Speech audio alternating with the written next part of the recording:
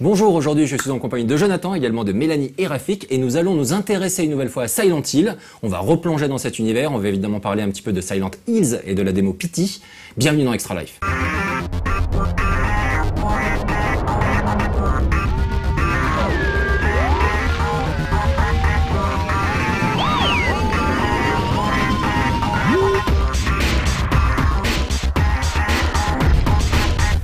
Alors déjà, on va commencer un tout petit peu par vous présenter. Est-ce que vous pouvez nous dire en quelques mots, un petit peu, nous éclairer sur votre parcours? Mélanie. Oui, moi je suis auteure de livres fantastiques et également traductrice, pour faire rapide. Très bien. Et toi, Rafik? Je suis rédacteur en chef du magazine Beats d'Arte et je suis critique de films et de culture populaire depuis une vingtaine d'années.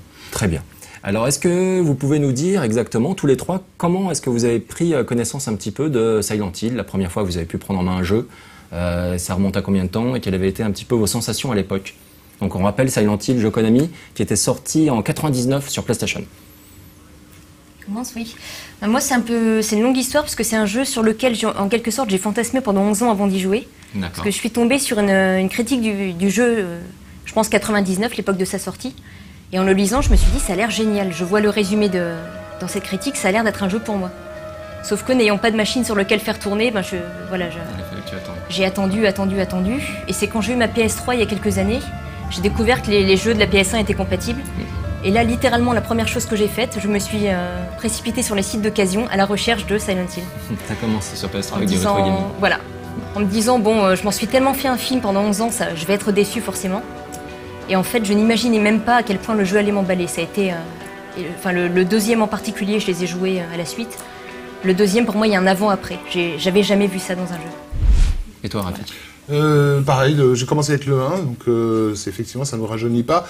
Je l'avais vu, j'avais vu chez un ami. Je l'avais vu notamment un tableau où le personnage était... il y avait des espèces de petits gamins qui passaient sous les jambes. Enfin, je ne savais pas exactement ce que c'était. Que j'avais trouvé absolument extraordinaire. J'avais été estomaqué que des types se soient permis ça dans un jeu vidéo. Je me suis évidemment pris le jeu. J'ai pas pu le terminer. J'étais trop mal. En fait, je jouais. Bon, c'est sûr que quand on joue à 3h du matin tout seul, c'est pas forcément les meilleures conditions pour ensuite aller se coucher. Mais du coup, au bout d'un moment, j'avais des problèmes de sommeil et j'ai jamais terminé le 1. Du coup, je suis passé directement au 2 quand il est sorti. Je n'ai jamais terminé le 2 non plus.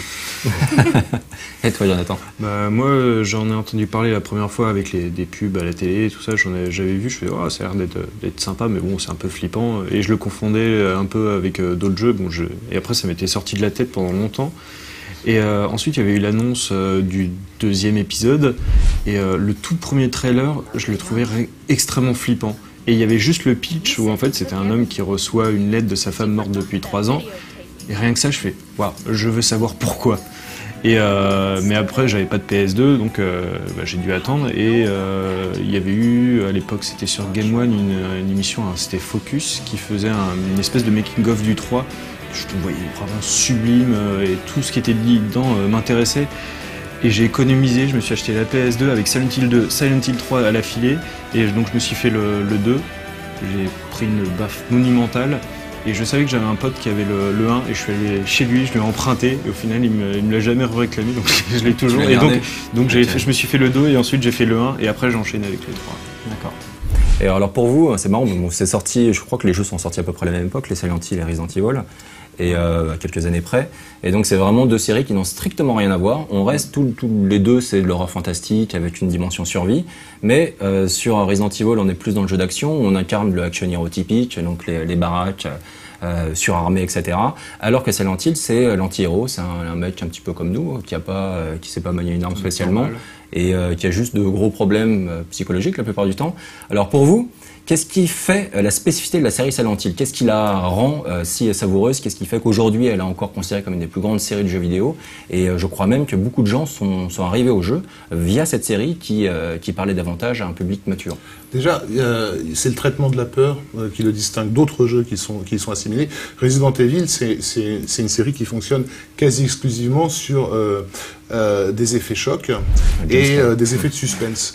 Là où Silent Hill, c'est une peur diffuse que le joueur va se créer lui-même en fait. Un malaise en fait. C'est ça. Ouais. C'est ça. C'est très clairement un jeu de malaise qui évidemment joue beaucoup sur l'atmosphérique, mais aussi où on donne aux joueurs des éléments pour se construire son propre univers de terreur.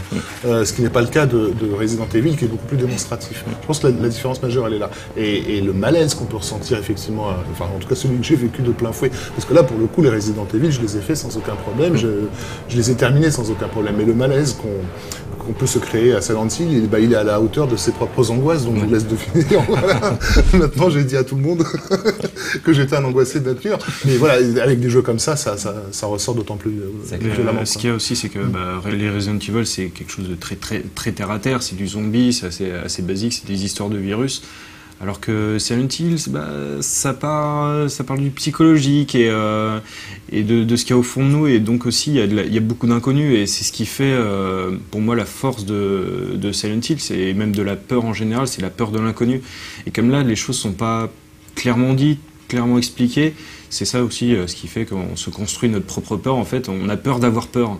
C'est aussi plus proche de nous, je pense. C'est-à-dire dans Resident Evil, ok, il y a des virus, il y a des zombies, etc. Bon, tu sais que c'est du fantastique, ça peut pas t'arriver, ok, ça n'existe pas. Par contre, genre la perte d'un être cher et les conséquences que ça peut avoir sur sa psychologique, c'est quelque chose qui nous parle à tous. Après ça, c'est un truc qu'on découvre en jouant au jeu. Quand on connaît pas les Silent Hill, au départ, on se dit ouais, c'est un truc où il y a des monstres de base. On sait pas qu'il y a cette dimension psychologique derrière, qu'il y a souvent des drames personnels chez les personnages du jeu.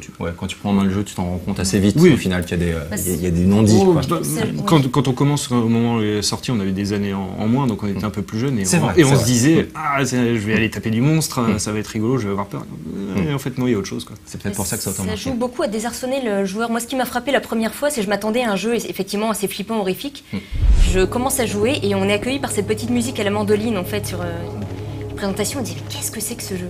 Ou de la même manière, quand on joue le 2, en fait, on a, je crois, à peu près un quart d'heure, 20 minutes où littéralement il se passe rien, on court dans la brume. Et c'est là qu'il y a... Le passage jusqu'au cimetière qui est très long, on entend juste des fois des petits bruits. Il y a effectivement un travail sur le son, j'allais en parler, j'ai rejoué le début du tout premier jeu récemment, et j'ai été hallucinée, c'est sachant ce qui s'y passe et à quel moment on doit flipper ou pas, on a juste l'image de Harry donc, qui se réveille dans sa voiture, il y a la brume, et il y a un bruitage. Je me suis hérissée rien qu'à cause de ce bruitage. Le travail, je pense, sur le son, j'en ai jamais vu l'équivalent ailleurs. Ouais, même surtout dans le Silent Hill 2, il y a un gros travail même sur le silence. Sur les musiques, sur le silence. On se balade dans la ville, on entend presque du vent ou alors le grésillement de la radio, et il y a un passage très fort, c'est quand on arrive pour la première fois dans un bâtiment où c'est des habitations, et on rentre et là, silence total, et juste rentrer dans la pièce dans la pénombre, et là ça fait un choc, et cette gestion du silence est vraiment importante. Elle est liée, cette gestion du son et la gestion du décor, elles sont liées à des choses déjà que le cinéma connaissait un peu. Lynch l'a pas mal utilisé sur ses films, cette histoire cette façon de travailler le son. Alors désolé pour le terme un peu barbare, ce qu'on appelle le unheimlich, voilà, en français l'inquiétante étrangeté. Ça c'est un concept psychanalytique sur lequel Freud a travaillé. Il avait publié donc un essai qui s'appelait littéralement l'inquiétante étrangeté, où il s'interrogeait sur l'origine d'une certaine forme de terreur sourde en fait, et comment l'individu était amené à la créer, ou à se trouver dans une situation où tout d'un coup elle ressurgissait.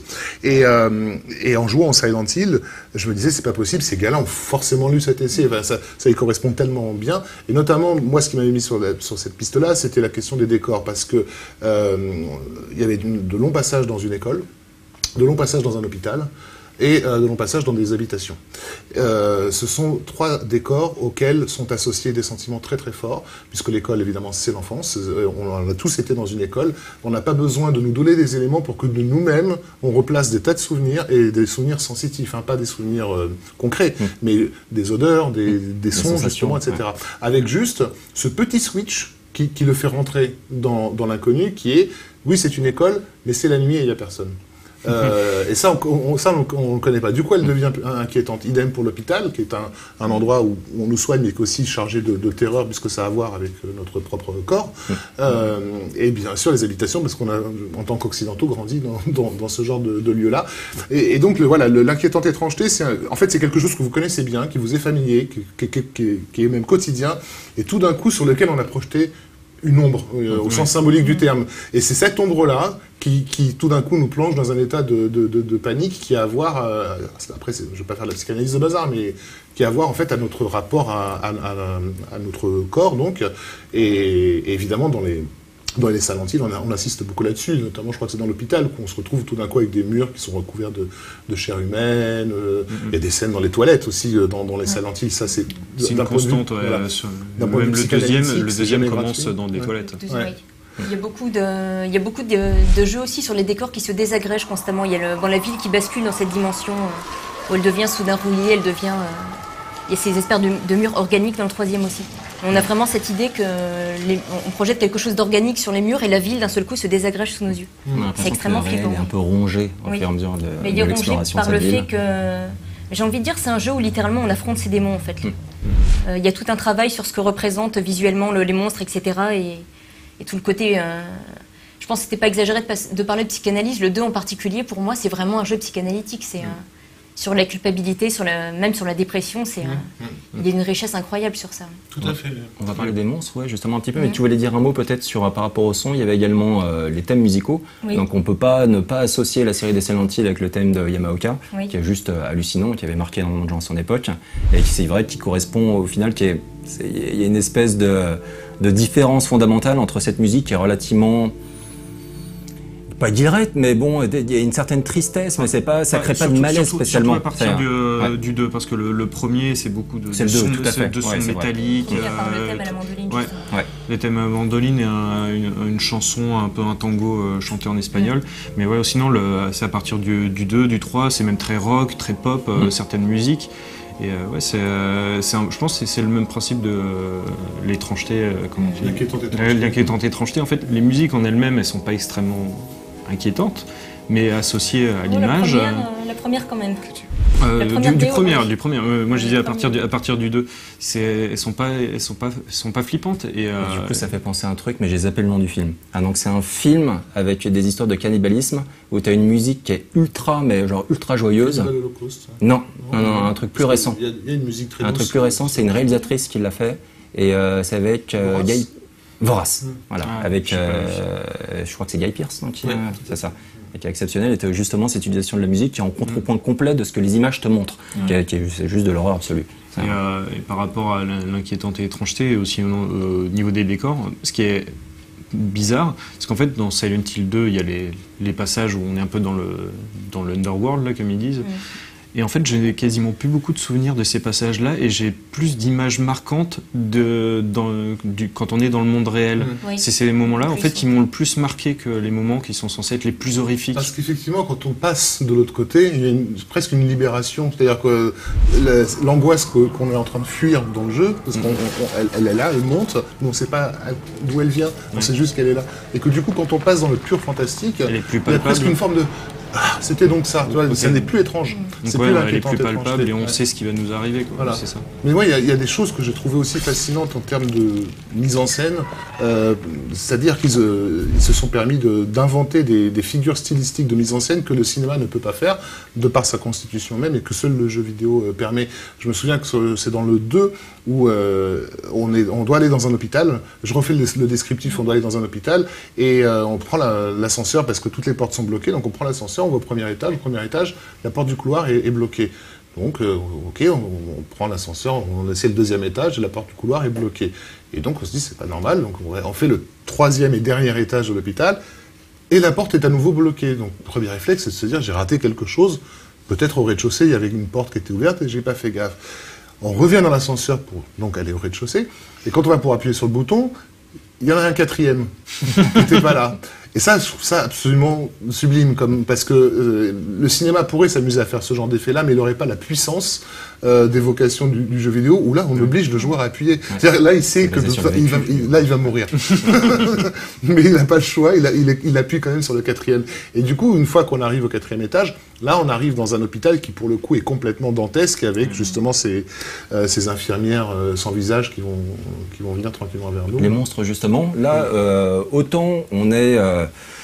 dans les Resident Evil, par exemple, on est dans le zombie, du truc très classique. Là, les monstres sont particuliers dans l'univers de Silent Hill. C'est basé un petit peu sur la notion de difformité. Et donc, on a des créatures qui très, très souvent nous rappellent quelque chose d'existant, comme les infirmières, par exemple, ou alors simplement le corps d'un homme, mais au-dessus, c'est une pyramide. Enfin, c'est bizarre. Et vous pensez de quoi? Je pense que ça participe beaucoup justement à ce qui a fait la spécificité de la série et la raison pour laquelle ça marquait les gens, c'est aussi ce bestiaire qui est un peu très particulier. Et on peut penser également, ça a été vu dans certains films comme L'échelle de Jacob, qui a servi d'inspiration. On est un peu obligé de parler de ce film-là, parce que L'échelle de Jacob, ça peu de gens le savent, a été écrit par un scénariste qui avait eu une near-death experience. Et c'est pratiquement sa propre expérience. C'est-à-dire qu'en fait, il a vécu, comme on imagine, des choses très violentes et très fortes, pour le coup très angoissantes, mais qu'il ne pouvait pas traduire autrement qu'à travers des images et des symboles, en fait. Et c'est quand il a vécu ça, donc les mecs il avait fait une indigestion. Il a passé la nuit à croire qu'il allait crever aux urgences. On l'avait mis dans un bain avec des glaçons. Enfin, on retrouve la scène dans le film. Voilà. Et il a passé 6 heures à se dire je vais mourir. Donc généralement, quand on en arrive à se dire je vais mourir, le cerveau se met à lancer des idées tout à fait neuves, bref, qui peuvent déstabiliser. Et dans les semaines qu'on suivit, il cherchait à comprendre cette vision. C'était pas des visions, c'était une expérience. Et c'est là qu'il a découvert les récits de la Bible. Et il a notamment celui de l'échelle de Jacob, en se disant mais c'est parfait ça, c'est exactement ce que j'ai vécu. Donc le gars a réalisé finalement ce qu'on est tous censés savoir, que ces ouvrages sacrés sont des métaphores puissantes de choses qui sont bien concrètes en fait, qui sont de l'ordre du vécu, à l'appel de la mort. Bref, donc l'échelle de Jacob, il porte ça en lui. Et le film est très astucieux parce que justement il a essayé de trouver des images qui puissent recouvrir l'indicible en fait, qui sont du purement psychologique, notamment la descente aux enfers dans cet hôpital qu'on va retrouver bien sûr dans Silent Hill, où d'un étage à l'autre les choses sont de plus en plus sales, de plus en plus où les amas de chair humaine sont là. Ça c'est ce qu'on appelle la dissolution, parce que quand quelqu'un sait, quand le cerveau sait qu'il va mourir, et qu'il n'y a pas d'issue, il commence à se dissoudre en fait. L'ego se dissout de lui-même. Et cette image de dissolution, on l'a dans cette descente aux enfers. Et tu parlais des monstres, et donc dans l'échelle de Jacob, on a quelques visions aussi de personnages qui sont coupés à la taille et qui tremblent. Voilà. C'est juste la tête qui bouge très vite. Tout à fait. Et ça, c'est un truc qui est repris directement dans les Silent Hill. Et cette gestuelle trop rapide, elle nous renvoie en fait à l'organique et notamment le cœur du nourrisson, enfin, avant qu'il naisse. Enfin, si tu prends une image d'un bébé dans un ventre, il va avoir cette gestuelle tremblotante très rapide. Donc tu vois, c'est compliqué. On est vraiment sur des histoires de tout ce qu'il y a avant la vie, après la vie, et en même temps c'est de la chair. Enfin, c'est extraordinaire. Mais ce qu'il y a au niveau des monstres, plus particulièrement encore dans Silent Hill 2, c'est normal parce que c'est un des plus puissants, c'est celui qui a marqué le plus de monde, c'est que les créatures ont un écho par rapport au trauma, à la psyché des personnages. Il y a une espèce de monstre étrange qui ressemble à une espèce de rectangle. En fait, c'est une espèce de cadre de lit qui représente en fait le viol qu'un personnage féminin a subi par son père. Ce genre de choses. Il y a beaucoup de créatures qui évoquent la sexualité aussi, le rapport Eros et Thanatos, ce genre de choses. Donc ouais, après ça c'est moins ressenti, je trouvais, dans les autres Silent Hill. Ils sont assagés un petit peu. J'allais dire, les infirmières, je ne sais plus si c'est une théorie que j'ai lue sur ça, mais on considère qu'on est toujours un peu dans l'espace mental d'un personnage. Et toute la scène de l'hôpital, on est peut-être finalement dans la tête d'une petite fille qui a été enfermée 7 ans dans un hôpital. Et évidemment que les infirmières représenterait un cauchemar pour elles. Et quand on voit le jeu sous cet angle, on s'aperçoit qu'il y a beaucoup... C'est pour ça qu'elles n'ont pas ce côté sexualisé qu'il y a ensuite par la suite. C'est une théorie en tout cas, je ne sais pas si c'était l'intention, mais... C'est justement une série qui a créé beaucoup de discussions, beaucoup de débats. Il y a eu des ouvrages de sortie, des articles de fond. C'est assez rare dans le jeu vidéo, pour être souligné. Et c'est quelque part une série qui a également participé à la création de tous ces ouvrages et de toutes ces réflexions liées à notre média. Donc ça, c'est intéressant. Et donc les 4 premiers Silent Hill ont été développés au Japon. Ensuite, ça a été développé à droite et à gauche par divers studios. Et là, le 10e Silent Hill va arriver prochainement. Donc il s'appelle Silent Hills. Et une démo qui s'appelle Pity est sortie sur PS4. Donc une démo jouable, qui est en fait une démo qui présente un petit peu les intentions de l'équipe de développement, on en parlera après, liées au gameplay du jeu et à ce qu'ils veulent faire passer en termes d'émotion. Mais ça ne devrait pas correspondre à ce que sera réellement le jeu au final. Donc est-ce que vous pouvez nous dire un petit mot? Je sais que Mélanie et toi Jonathan, vous avez essayé cette démo Pity, vous en avez pensé quoi? Est-ce que vous avez flippé comme tout le monde ou pas? J'ai flippé, mais j'ai flippé sévèrement même. C'est assez... Alors moi je suis très curieuse de voir à quoi peut ressembler le jeu après, parce que quelque part ce qu'on nous montre c'est technique et c'est un ressenti, etc. Et il n'y a pas de scénario vraiment... Mais l'expérience est vraiment déstabilisante. Ça joue sur cette répétition de cette scène qui est jouée en boucle et à chaque fois quelque chose est différent. Et à chaque fois on ne sait pas ce que ça va être.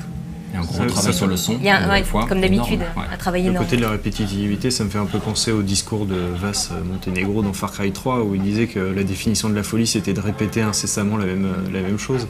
Et donc là, tu as ce principe où en fait, le jeu, la démo, c'est juste un couloir avec un virage et descendre 2-3 petits escaliers pour descendre un peu à la cave. Mais en fait, on revient exactement dans le même couloir à chaque fois, avec toujours quelques petites modifications par-ci, quelque chose par-là, et toujours la même heure.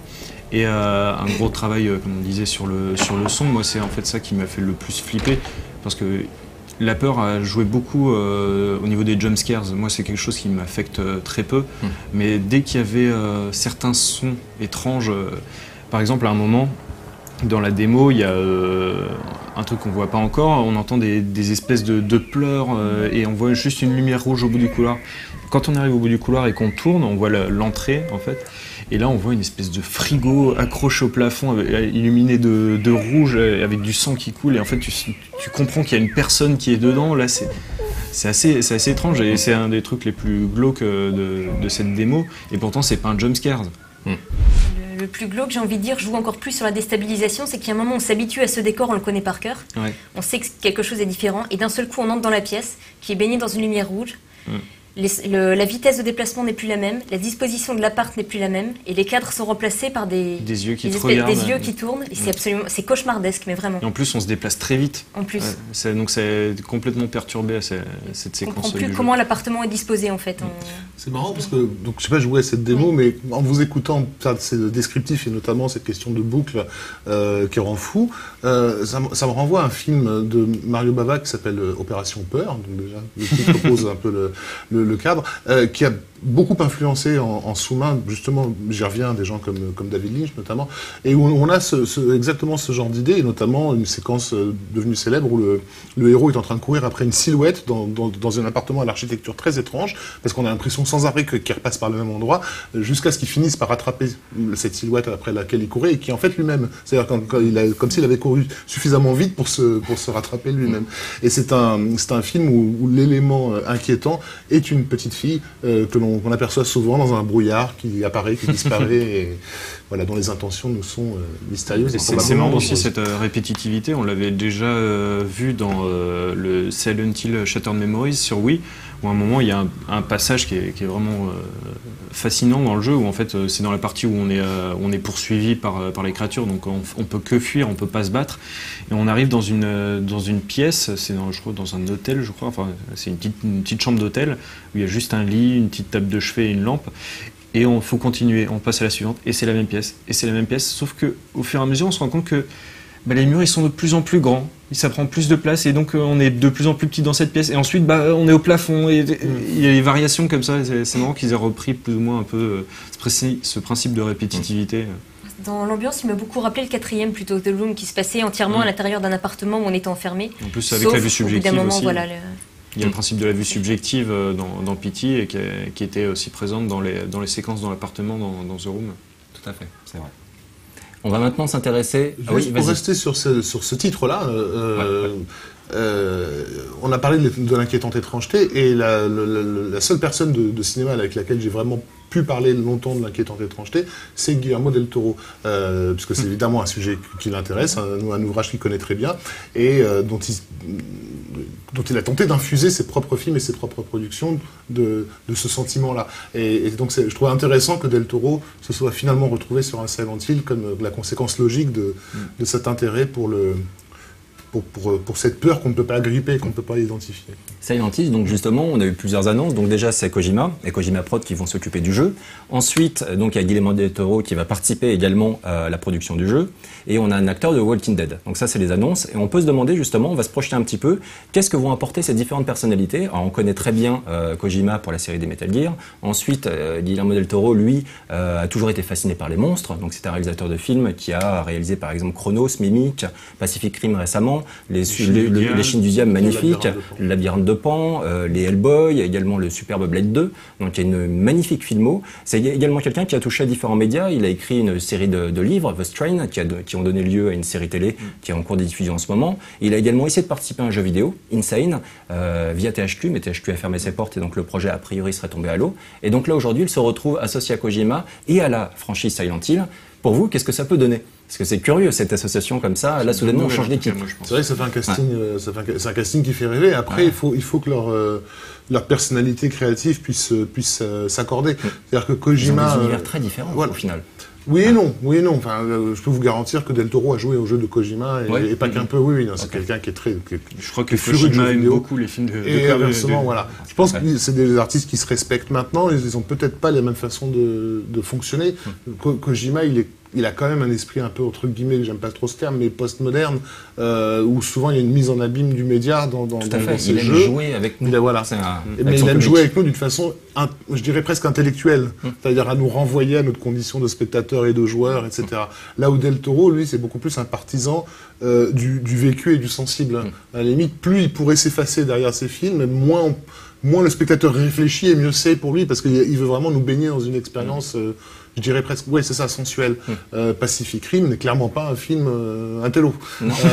Mais par contre, c'est un film qui est chargé d'un réseau de symboles qui est, je vous fais pas le détail, mais vous devinez qu'il a été vraiment construit. En fait, del Toro, c'est un partisan du langage sans le verbe, en fait, d'un langage de la sensation et de l'analogie. Là où Kojima, je pense, il est beaucoup plus cérébral.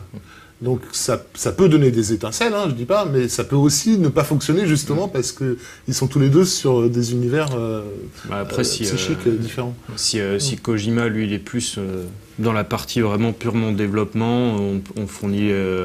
On développe le jeu, le gameplay, les idées de gameplay, et que del Toro s'attarde surtout sur l'histoire, l'ambiance, les designs. Ça pourrait peut-être coller de cette façon-là. Et puis il y a aussi peut-être un truc qui peut aider, c'est que del Toro est très très frustré parce que ça fait 10 ans maintenant qu'il cherche à monter un projet très ambitieux qui est l'adaptation des Montagnes hallucinées de Lovecraft, qui est le roman de l'horreur indicible, et que peut-être que son travail graphique sur la franchise Silent Hill, ces 10 ans de développement qui pour l'instant n'ont mené à rien vont peut-être l'aider justement à nous réinventer des créatures indicibles. Le peu qu'on avait vu des teasers à la base de Insane, il disait que c'était une ambiance un peu Lovecraftienne. On voyait des espèces de tentacules, enfin de l'imagerie qu'on connaît un peu de Lovecraft, de Cthulhuide, Donc, il a toujours été là-dedans. Peut-être qu'il va en injecter dans Silent Hill, je sais pas. Peut-être que moi, ce serait plus sur la dimension humaine. Moi, les films de del Toro qui m'ont parlé, c'est plus, typiquement Les Chines du Diable. Parce que, pour moi, il a tout compris à ce qu'est une histoire de fantôme et le fait que ça repose sur des éléments humains vraiment. Et c'est des histoires qui sont profondément tragiques. Le Labyrinthe de Pan aussi. Et il se trouve que c'est un des aspects qui, moi, m'ayant le plus marqué dans Silent Hill et le 2 en particulier. Est-ce que peut-être il pourrait tirer dans ce sens-là? Je ne sais pas, mais ce serait intéressant. En revoyant Les Chines du Diable, en tout cas, je me dis que oui, c'est quelque chose que j'aimerais voir injecté dans la série. Très bien. En tout cas, la certitude qu'on a, c'est que ces deux créateurs-là comprennent vraiment ce que c'est que Silent Hill. Enfin, on peut leur faire confiance pour savoir aborder intelligemment le concept. Après, On verra. La présence de Norman Reedus, je doute que c'est surtout pour le côté commercial, ça même. Enfin, c'est que ça pourra attirer du monde. Il a une bonne gueule, mais ça peut attirer justement du monde avec la popularité de la série, ça pourra ramener plus de monde. Donc, des gros créatifs et une promo derrière, ça peut. Ça peut faire succès, et ça pourra faire relancer la série qui était un peu moribonde après quelques épisodes intéressants mais pas toujours aboutis comme le Downpour. La série Walking Dead, elle a été lancée par Frank Darabont, qui est un ami proche de Guillermo del Toro. D'ailleurs, del Toro l'a un petit peu détesté parce que dans le final de son film The Mist, Darabont avait justement des visions Lovecraftiennes que del Toro aurait bien voulu être le premier à proposer au cinéma. Enfin voilà, et de son côté, Darabont avait fait une critique dithyrambique pour Le Labyrinthe de Pan, qui est considéré être le plus grand film de la décennie. Donc voilà. Mais je pense que le fait que le comédien de Walking Dead se soit retrouvé un peu dans cette aventure a peut-être à voir aussi avec l'amitié d'Arabon. Et aussi comme Kojima, il est très fan de séries, on voit sur Twitter, tout ça, je crois qu'il aime beaucoup Walking Dead, donc je pense qu'il y a tout qui est convergé pour pouvoir l'avoir dans le casting du jeu. Quoi. Tout ça pour dire qu'on est extrêmement impatient de pouvoir mettre la main sur Silent Hills, non pas des mots pitié, etc. Silent Hills, le vrai, quoi, qu'on voit un petit peu ce que ça va donner et confirmer que ce ne sera pas en vue subjective, que ce sera réellement comme les Silent Hills, on voit le personnage à l'écran. Donc on verra, il y a plein d'incertitudes encore. On se demande ce que pourra donner justement ce mariage entre ces deux personnalités, ces deux créatifs hors normes.